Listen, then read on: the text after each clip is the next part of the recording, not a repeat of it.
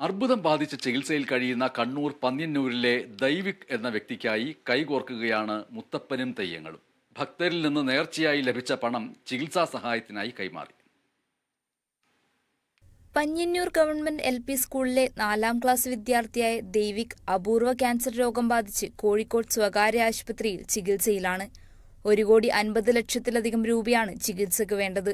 എന്നാൽ നിർധരായ കുടുംബത്തിന് താങ്ങാവുന്നതിലും അപ്പുറമാണ് ഈ തുക.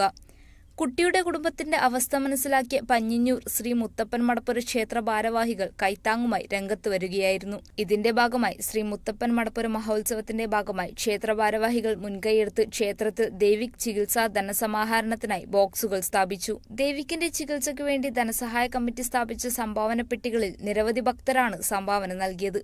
ഉത്സവത്തിന്റെ സമാപന ദിവസത്തിലാണ് മുത്തപ്പനും പോതിത്തെയ്യങ്ങളും നേർച്ചയായി ലഭിച്ച തുക കുട്ടിയുടെ ചികിത്സക്കായി സംഭാവനയായി നൽകിയത്.